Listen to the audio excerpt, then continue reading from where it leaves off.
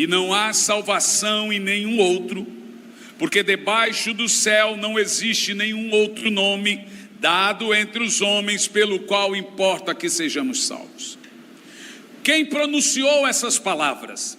A resposta é o apóstolo Pedro, o mesmo Pedro que negou Jesus por 3 vezes. Agora, aquele Pedro que nega Jesus por 3 vezes, ele declara: não há salvação fora de Jesus. Eu sei que algumas pessoas dizem por aí que todos os caminhos levam a Deus, mas não, na verdade não. Não foram todos os caminhos que me trouxeram para Santarém. Só há um caminho, e esse caminho é a pessoa de Jesus. Foi o próprio apóstolo Pedro que disse: ele é a pedra que foi rejeitada por vós. No entanto, meus irmãos, esse texto é um dos principais textos da fé cristã. Um texto tão pequeno. E por quê? Em primeiro lugar, porque não há salvação a não ser em Jesus. Segundo lugar, porque no céu e na terra não há outro nome com tamanha importância. E em terceiro lugar, todos devem ser salvos por esse nome. É nesse conteúdo que a palavra de Deus diz que aquele que invoca esse nome será salvo. Eu gostaria de fazer 3 observações aqui nessa noite. E a primeira, a doutrina pregada no texto que lemos. Qual é a doutrina? Segundo, as razões por que essa doutrina é correta. E terceiro, a consequência que surge com essa doutrina. Então vamos, em primeiro lugar, a doutrina é essa: todos precisam ser salvos. Você sabe que aquilo que eu acabei de dizer agora é completamente averso à doutrina do universalismo. O universalismo é a doutrina que ensina que há uma salvação universal no mundo, independente de ter Jesus ou não. O universalismo ensina que em cada religião Jesus tem um nome diferente. Para os maometanos é Maomé, para os budistas é Buda. Então o universalismo acredita que em cada religião Jesus se revelou com um nome e uma figura diferente. Mas isso também não é verdade. A Bíblia deixa muito claro que não é só a pessoa de Jesus que salva, é também o nome certo. O nome dele não é Buda, o nome dele não é Confúcio, o nome dele não é Mesmer, o nome dele não é Krishna, o nome dele é Jesus. Quem deu esse nome foi o Espírito Santo, e o seu nome será chamado Maravilhoso, Conselheiro, Deus Forte, Pai da Eternidade e Príncipe da Paz, e o governo estará sobre os seus ombros. Então, quando nós chegamos aqui e dissemos todos precisam ser salvos, entenda, universalismo, que é uma teologia muito ampla e muitas igrejas, ensina o seguinte: ninguém precisa ser salvo, porque segundo eles todos já estão salvos. Ainda há outros que acreditam que uma vez que você levantou a sua mão na igreja e reconheceu Jesus como seu Salvador, não importa o que você faça, você não vai para o inferno. Essa doutrina ensina que uma vez salvo, salvo para sempre. Também não é verdade. A primeira coisa que você tem que colocar na sua cabeça: todos precisam de salvação. E aí você se pergunta: mas do que eu preciso ser salvo? Aqui está o coração da coisa. Até Maria, a mãe de Jesus, o chamou de Salvador da sua alma. Maria pega Jesus e coloca no seu colo e começa a embalar Jesus e a cantar: a minha alma se alegra em Deus meu Senhor. Está falando dele. E o meu espírito se alegra, ela está olhando para ele dizendo, no meu Salvador. Se Maria, uma santa mulher de Deus, uma serva do Senhor, disse que necessitava da salvação do Salvador, quem somos nós para negar tamanha salvação? Satanás, ele tem uma artimanha muito grande quando nós vamos falar de salvação e falar de Jesus. E a primeira é nivelar por baixo o cristianismo com as demais religiões. Então o diabo tem algumas metáforas que colocou na boca das pessoas, como por exemplo, eu sou uma pessoa boa. Você já ouviu isso? Eu não faço mal para ninguém, nunca puxei o tapete de ninguém, nunca roubei, nunca menti, nunca torci para o Flamengo. Eu acho que eu acertei o time pela reação. Eu sou bom, eu obedeço meus pais, obedeço, gente, preste atenção, não há pessoas boas. Até mesmo um garotinho de 3 anos de idade tem um nível de maldade no seu coração. Quem ensinou seu filho a mentir? Quem ensinou a desobediência aos seus filhos? Você passa a vida corrigindo eles, por quê? Porque alguém, sabe quem, ensinou seus filhos a mentir, a enganar, a brigar e etc. A Bíblia Sagrada afirma que todos pecaram e agora estão afastados de Deus. E você não está afastado de Deus porque Deus não te quer. A Bíblia diz que é na sua mente que você se torna inimigo de Deus. A Bíblia Sagrada afirma com todas as linhas que são os nossos pecados que fazem separação entre nós e Deus. Notem, não é entre você e Deus apenas. Veja, olha o texto. Os nossos pecados fazem separação entre nós e Deus, não é entre Deus e você. É você que é inimigo de Deus. Quem é inimigo de Deus? Todo aquele que não fez as pazes com o Senhor através de Jesus. Como se faz as pazes com Deus? A Bíblia diz que quando você reconhece Jesus como o único e suficiente Salvador da sua vida, Ele religa você. Ele une você de novo a Deus. Ele apresenta você para que você faça as pazes com Deus. Existe uma diferença entre paz de Deus e paz com Deus. Paz de Deus, aquela que excede todo entendimento, é a paz interior do Espírito. Paz com Deus é quando você pega na mão de Deus, arrepende de ter sido inimigo dele, e agora vocês são a mesma pessoa, você e Deus. Você agora é religado, é unido a Cristo. Mas cuidado com as artimanhas do diabo nesse texto. Nós não temos somente o universalismo como nosso inimigo. Nós temos também a doutrina da hipergraça. O que a doutrina da hipergraça prega? Que você não pode pregar, por exemplo, o arrependimento. Você quer ver como é terrível?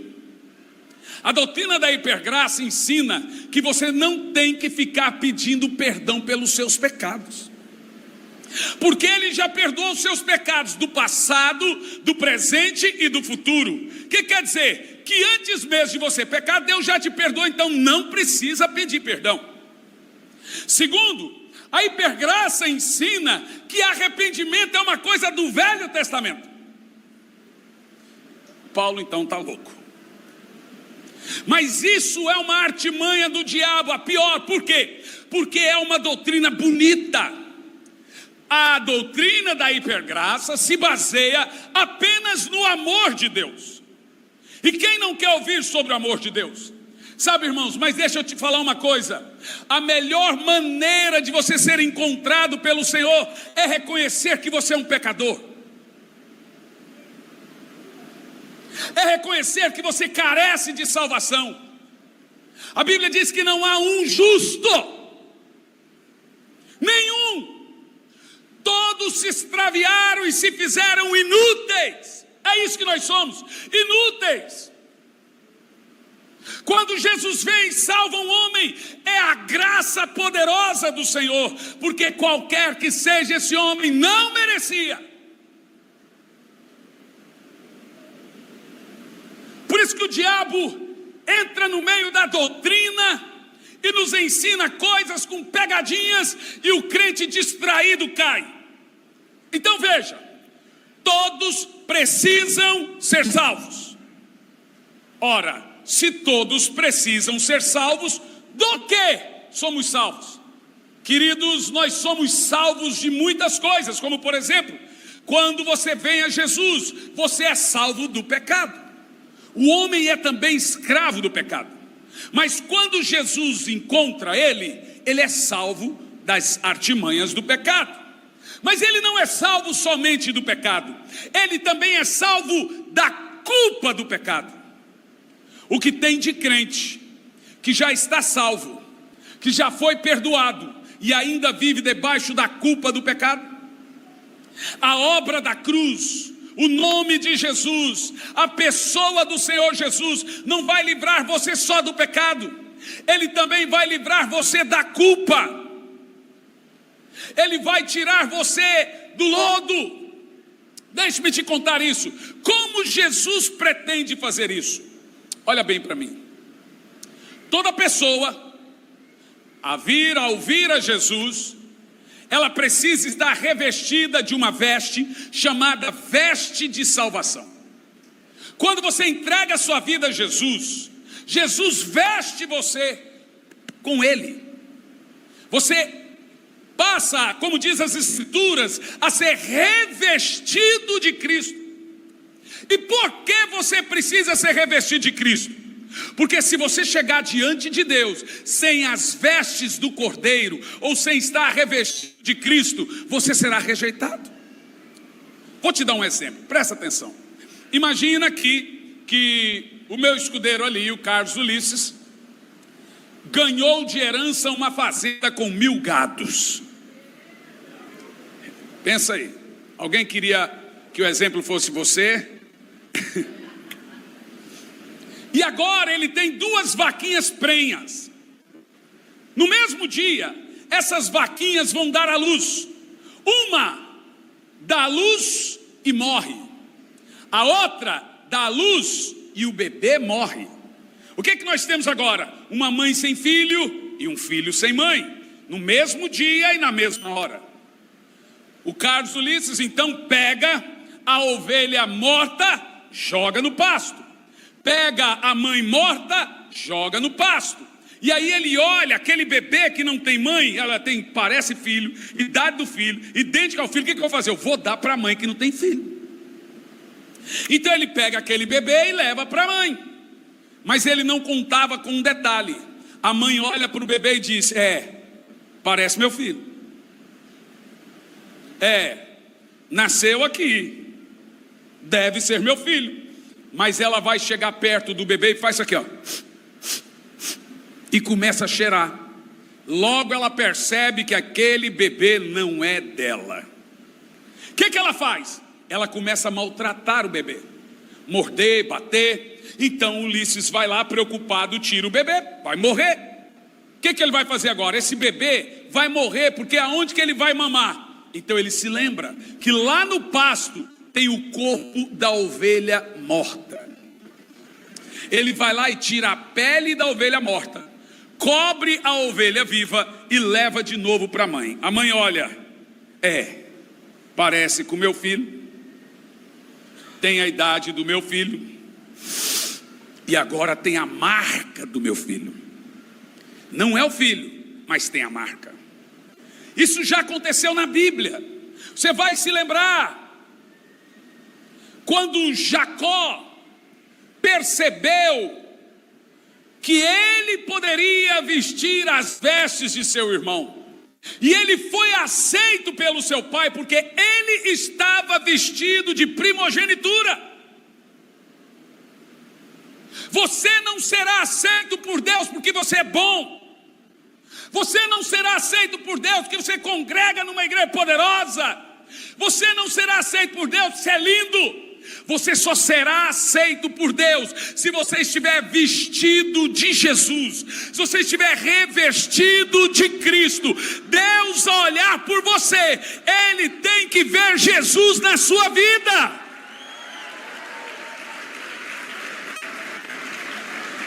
Por isso que o apóstolo Pedro, ele diz aqui, vou ler de novo: não há salvação em nenhum outro.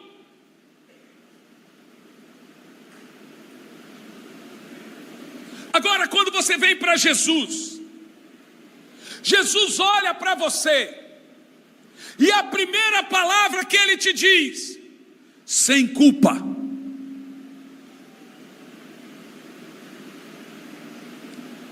Aquele que tem Jesus e tem uma conversão genuína, que veio de um profundo arrependimento de seus pecados, ele não pode se culpar de seu passado. Por isso que a primeira coisa do que eu sou salvo é do pecado, a segunda da culpa do pecado, e a terceira da condenação que o pecado traz, que é o inferno. Agora eu estou dizendo para você, quando Jesus usa o termo "e tenha a vida eterna", em João 3,16, Ele está referindo-se de que não ter morte eterna.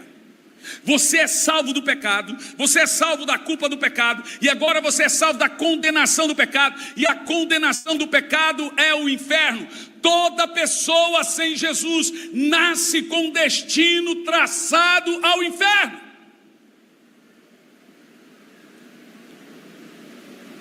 E quem muda esse endereço é Jesus.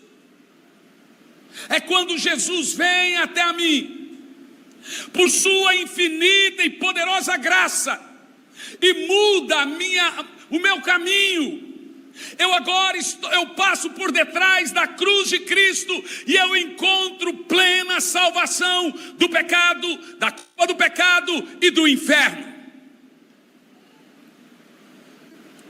Mas em quinto lugar, do que eu também sou salvo, essa muita gente nunca parou para pensar. Você é salvo da ira de Deus. Você tem que se lembrar que a ira de Deus recairá sobre o mundo rebelde. A ira de Deus recaiu sobre Sodoma e Gomorra. A ira de Deus recaiu no dilúvio. E você só não está debaixo da ira de Deus porque agora você está debaixo da misericórdia de Deus. Mas a ira de Deus é uma realidade. Os rebeldes, o apóstolo Paulo faz uma lista enorme de todos que irão padecer pela ira do Senhor. Em Apocalipse 15 diz assim: fugi, escondei do rosto daquele que está sentado no trono, escondei-os da ira do Cordeiro. Eu sei que aqui há irmãos que talvez não entendem esse aspecto, mas meus irmãos, não somente o inferno, mas como também a ira de Deus é uma realidade. O inferno é só o destino final da ira de Deus aos ímpios. Como você pode escapar da ira de Deus? Pensa. Ele vê tudo, Ele ouve tudo, Ele lê seus pensamentos, Ele ouve seus pensamentos, Ele sabe exatamente tudo o que você faz. Como alguém pode escapar da ira de Deus? Só tem uma maneira: através do sacrifício de Jesus, através do novo e vivo caminho que Ele preparou para nós através do seu sangue. Esse sangue derramado sobre nós nos levará a não vivermos debaixo da ira de Deus. Agora pense, o fato de você não estar debaixo da ira de Deus não significa que ela não existe. Ela existe. E todos aqueles que rejeitam o amor do Senhor viverão com toda a sua intensidade a ira de Deus. Agora vamos pensar aqui nós todos, olhando a salvação por esse aspecto, que maravilha ser salvo. Eu não vou nem dizer que maravilha ser crente, porque isso pode parecer um tom de moda. Eu vou dizer que maravilha está coberto com o sangue de Jesus. Que maravilha você está ouvindo tudo isso e dizendo: olha do que eu me livrei.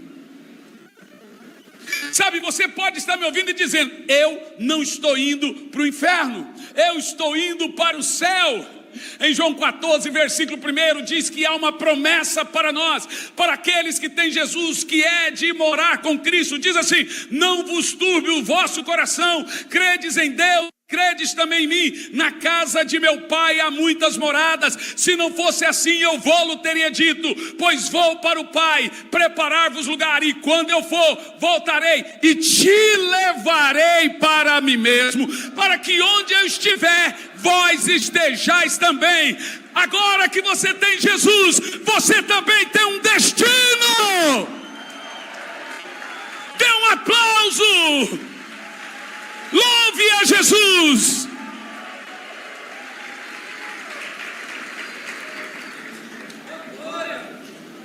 Presta atenção, ao mesmo tempo que o texto afirma que há salvação só em Jesus, o mesmo texto também afirma que não há salvação em nenhum outro.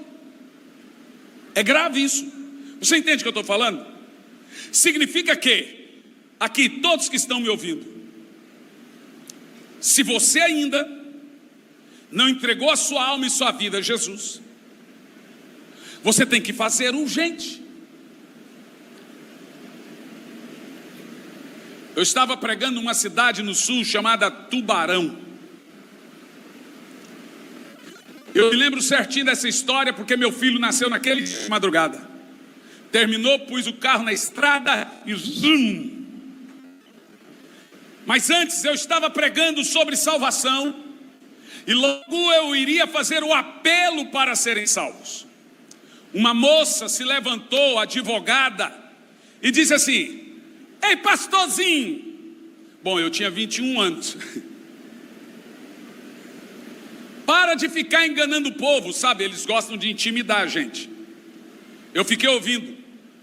Você está fazendo as pessoas ficarem com medo. Por favor, olha para mim.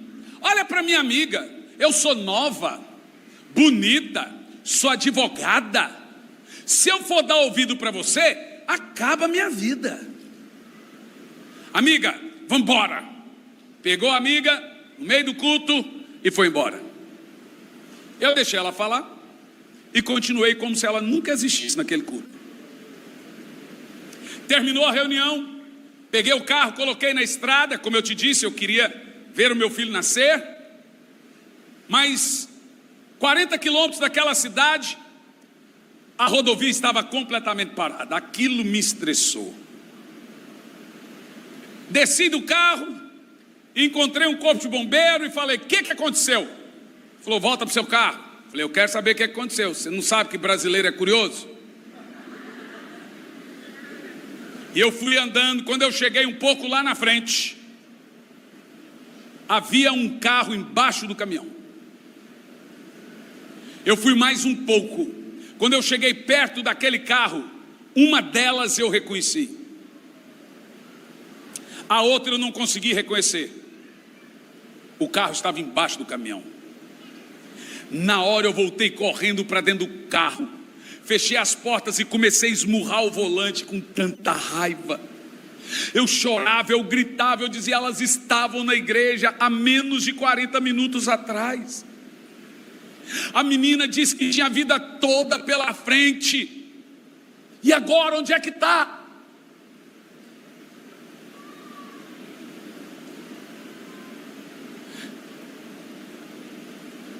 Por isso que o Senhor Jesus, em uma parábola, bradou e disse: louco. Essa palavra louco ali é irresponsável. Hoje pedirão a tua alma, e para quem será? É uma loucura você pensar que vai viver sem Jesus. Ah, pastor, mas se você tiver errado, ok. E se eu tiver certo? Quer pagar para ver? Tenta. Existe um outro lugar chamado eternidade. E a única maneira de passar a eternidade com segurança é se Jesus estiver lá. Louco! Essa noite pedirão a tua alma o que tens para oferecer e para quem será. Quantos aqui conhecem Jesus? Quantos aqui podem dizer: eu já entreguei a minha alma a Jesus? Quantos aqui podem afirmar: eu já fui batizado nas águas? Quantos aqui podem dizer: eu tenho uma célula? Quantos aqui podem dizer? Se você não pode dizer isso, talvez você não sabe. A minha mãe, por 35 anos, morava numa casinha em Caldas Novas, um barracãozinho. Um dia eu descobri que ela morava nesse barracãozinho. Peguei um carro, minha esposa e eu, meu filho pequenininho, e andamos 1.100 quilômetros de Curitiba a Caldas Novas, Goiás. Descobri que ela estava morando naquele barracãozinho, duas peças. Bati no portão, saiu lá de dentro uma mulher careca, com a cabeça cheia de feridas. Quando eu olho o quintal daquela casa, havia uma montoeira de lixo, alumínio, latinha e um carrinho de catalixo, que hoje falam reciclagem. Quando eu olhei e reconheci que era minha mãe, foi mais forte do que eu. Corri por carro e voltei mais 1.000 quilômetros sem dar uma palavra a ela. Eu não consegui. Percebi que eu não estava pronto. Sabe, eu passei a minha vida toda, eu percebi que esse sempre foi o grande problema da minha vida, sem sentir o amor de Deus por mim. Porque quando você tem problema com pais, você transfere para Deus. Então eu nunca sentia que Deus me amava. Eu jamais usei palavras para Deus como pai. Eu só usava palavras como Senhor, Deus Todo-Poderoso, mas nunca usei para Deus a palavra. Eu odiava a palavra pai. Um dia me deram um livro. Esse livro se chamava Beleza em Vez de Cinzas. Eu li aquele livro em uma tarde. Minha esposa chegou em casa, eu estava deitado no chão, e o chão estava molhado, e não era de água, era de lágrima. Eu nunca chorei tanto em toda a minha vida. Joyce Meyer conta que ela foi estudada pelo pai mais de 200 vezes. E ao final da vida do pai, Deus manda ela pegar o pai e cuidar dele.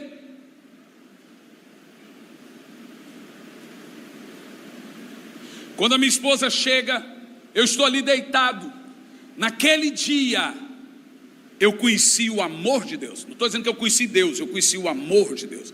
É possível você passar pela vida cristã por 30, 40 anos sem conhecer o amor de Deus, sem saber que Deus te ama, sem saber que Deus é Pai. Peguei a minha esposa no outro dia e falei: vou buscar minha mãe.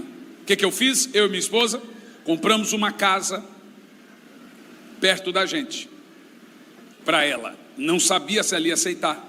Ela nunca quis se relacionar com filhos. Peguei o avião, fui para Caldas. Dessa vez não fui de carro, eu iria trazê-la.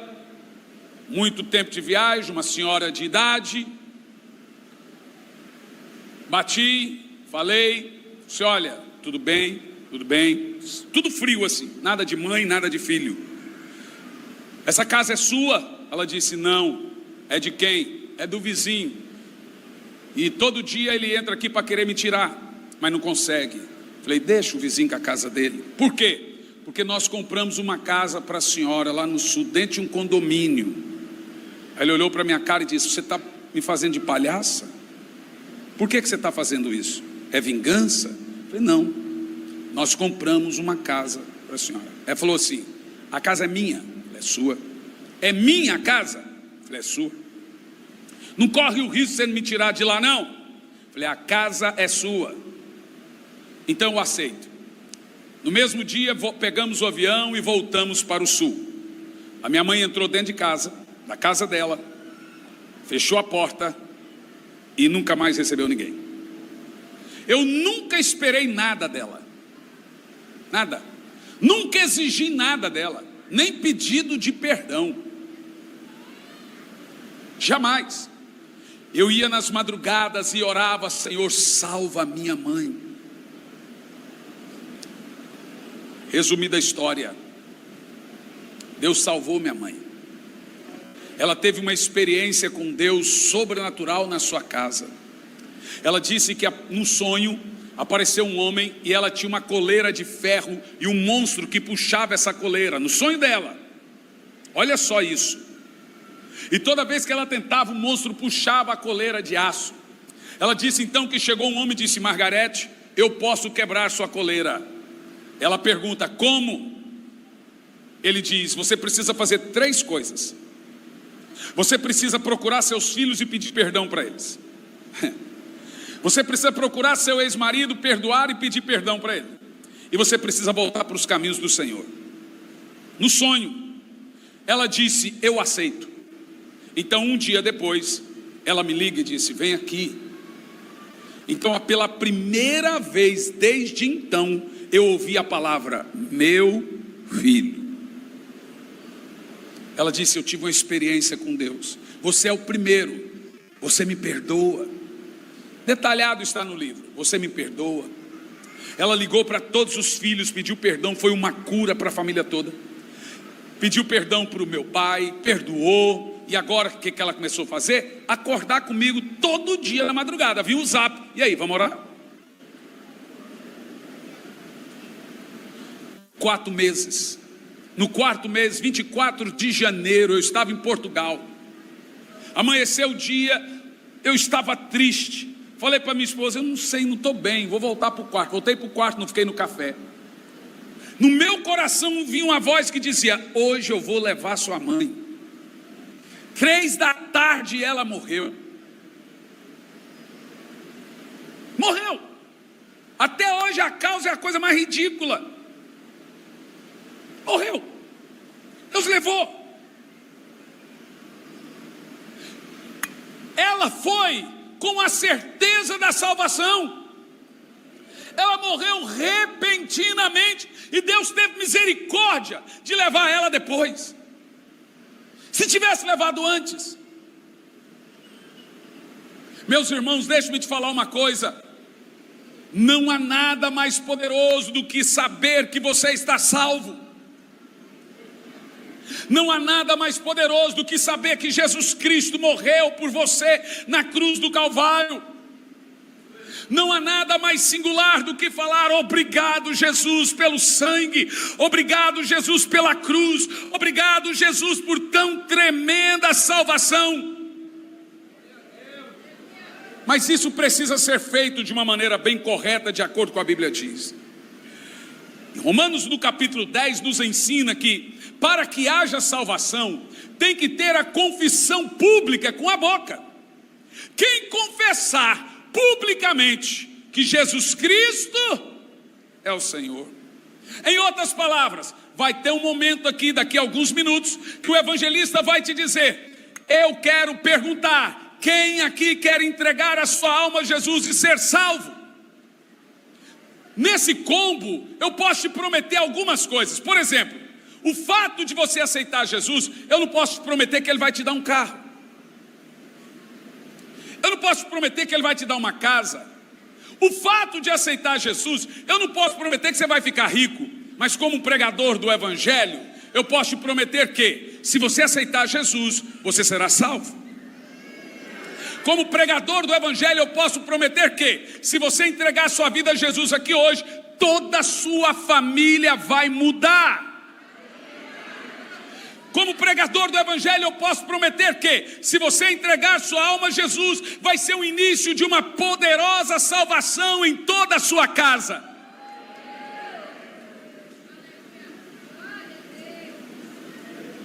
Então não há nada mais poderoso do que isso. O que você precisa fazer? Primeiro, levantar a mão e dizer: Senhor Jesus, eu reconheço que eu sou pecador. Eu reconheço que eu preciso ser salvo. Eu reconheço que eu devo ser salvo. Me salva, Jesus. Salva-me. Salva-me da culpa, do pecado. Salva-me da condenação do pecado. Salva-me da ira de Deus. Hoje é noite de salvação. Eu vou pedir que todos fiquem em pé no seu lugar.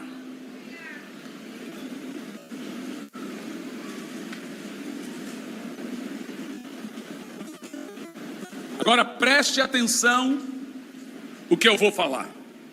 Escute bem. Daqui a alguns minutos eu vou orar por libertação e cura. Mas eu sou honesto em te dizer que isso aqui é mais importante do que a oração. A minha pergunta é a pergunta clara que todos os evangelistas fazem. Como se responde a essa pergunta? Aí, aonde você está, você vai levantar a mão e dizer: eu quero entregar minha alma a Jesus. Eu quero que Jesus mude a minha vida, a minha história. Eu quero que Jesus mude a minha família. Eu quero que Jesus transforme a minha casa. A pergunta é essa: quantos aqui querem entregar sua alma a Jesus? Querem o perdão de Jesus? Querem que o sangue de Jesus venha sobre você? Quantos aqui querem? E olha, tem uma coisa poderosa: quando você entrega a sua vida a Jesus, a primeira coisa que Jesus faz é te dar o Espírito Santo. Esse é o maior benefício de todos. Quando você recebe Jesus, Jesus na mesma hora te dá o Espírito Santo. E o Espírito Santo depois te dá amor por Jesus. Quantos aqui nessa noite querem entregar a sua alma e sua vida a Jesus e serem salvos, ter sua família mudada, sua casa mudada, sua história mudada, e querem também receber o Espírito Santo? Levanta a mão que eu quero orar por você onde você está. Levanta bem alto as mãos. Vai levantando, as duas mãos bem alto. Não abaixe as mãos, eu quero orar por você. Vai levantando as mãos. Oh, aleluia. Fique com as mãos levantadas. Todos que querem entregar a sua alma a esse Jesus maravilhoso, fique com as mãos levantadas. Eu quero orar por você. Todos que levantaram as mãos, vem aqui para eu orar por você. O milagre começa agora. Todos de mãos levantadas, vem aqui perto de mim para eu orar por você. Vamos, saiam dos seus lugares e venham à frente. Venham, podem vir. Isso, minha filha, vem chorando. Essa é a lágrima que cura. Venham, saiam dos seus lugares, venham para Jesus agora. Dos que levantaram as mãos, eu quero orar por você. Vem à frente, chega aqui mais perto aqui. Chega bem, tem muita gente vindo. Isso. Chega bem perto.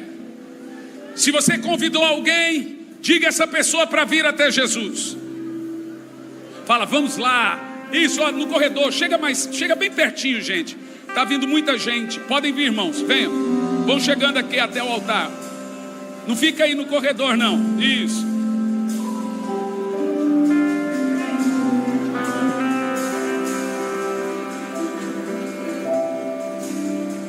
Chega à frente.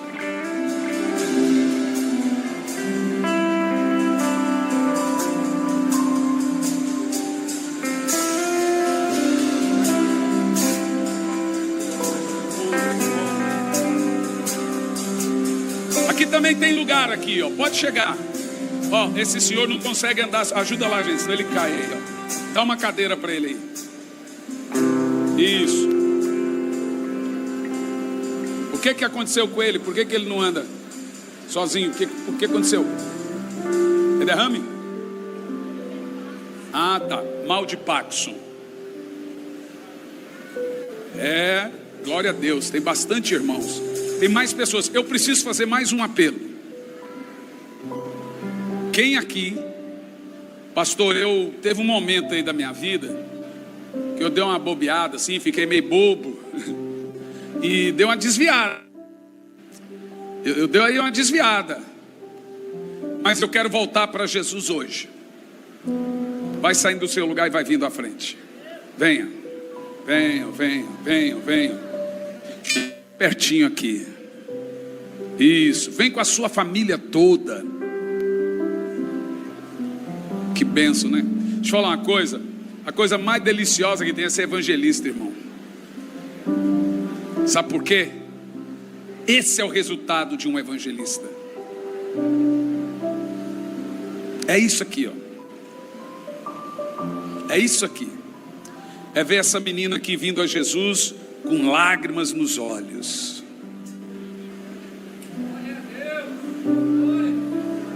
Isso aqui se chama... Isso aqui, essa menina chorando, outra ali. O evangelho é simples. É simples.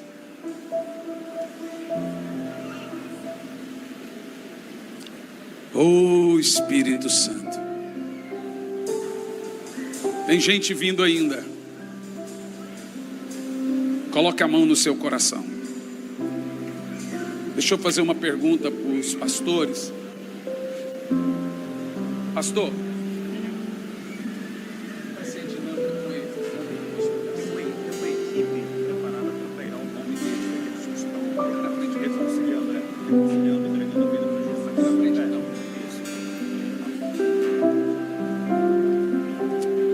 Repita comigo. Senhor Jesus, entra no meu coração. Faça morada na minha vida. Perdoe os meus pecados. Faça com que meu passado seja jogado no mar do esquecimento. Senhor Jesus, eu reconheço que eu sou pecador. Eu reconheço que o Senhor é o meu Salvador. Senhor Jesus, faça morada na minha vida. Agora diga: Senhor Jesus, me dá o Espírito Santo.